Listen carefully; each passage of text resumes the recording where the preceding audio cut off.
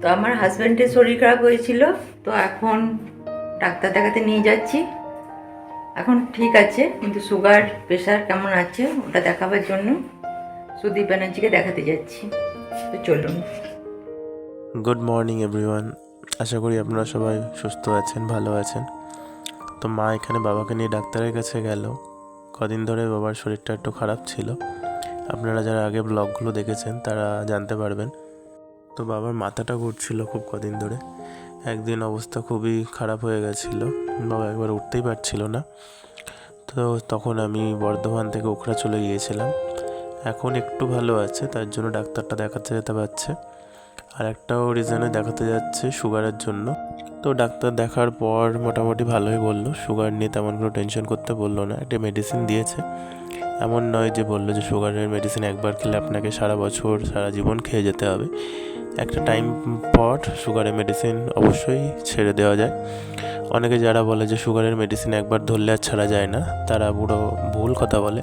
কারণ তারা নিজেরা কন্ট্রোল করতে পারে না, নিজেরাই মিষ্টি টিষ্টি খায়, তো সারা বছর সুগারের ওষুধটাও খেয়ে যায়, তার সঙ্গে মিষ্টিও খায়, ফল মানে যেসব মিষ্টি জাতীয় জিনিস ভাজাভুজি।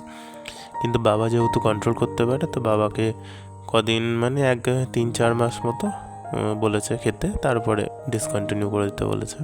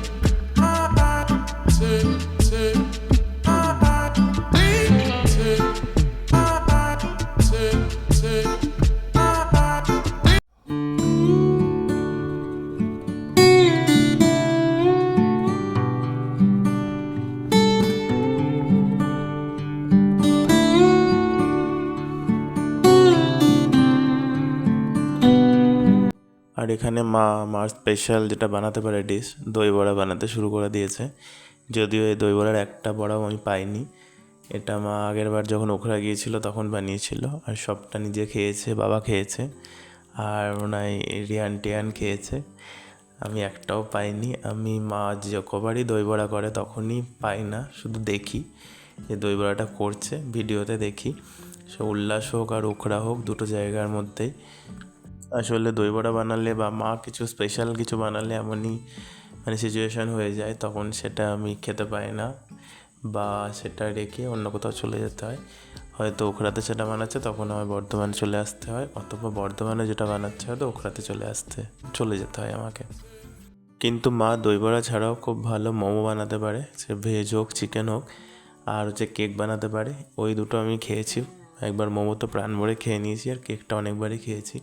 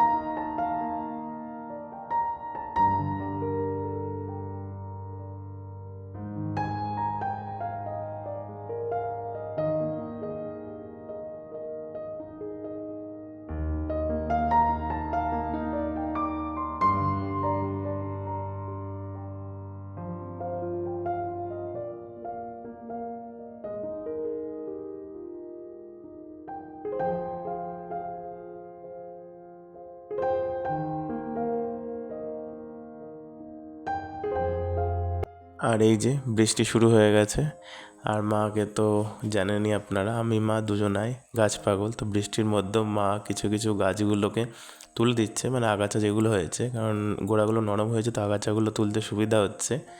মা ভিজে ভিজেও আগাছাগুলো তুলবে, কারণ আগাছাগুলো তোলার কোনো লোক নেই, মানে লোক পাওয়া যাচ্ছে না। আর মা ম্যাক্সিমাম নিজেই তোলে, লোক দিয়ে আমরা খুব কম তোলাই। তাও বাঁচো, এখানে পার্থেনিয়াম ওঠে না, এখানে শুধু ঘাস হয়। পার্থেনিয়াম বা কাটানো ওঠে শুধুমাত্র উল্লাসের বাগানেই ওঠে, এখানে ঘাসগুলোকে তাও তুলে দেওয়া যায়।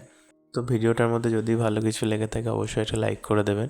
আসলে সবারই একটু মনটা খারাপ, শরীরটা খারাপ, তাই ভালোভাবে ভিডিও শ্যুট করতে পারছি না। আবার নতুন করে শুরু করব। দেখা হচ্ছে পরের আবার একটা ভিডিওতে। টাটা।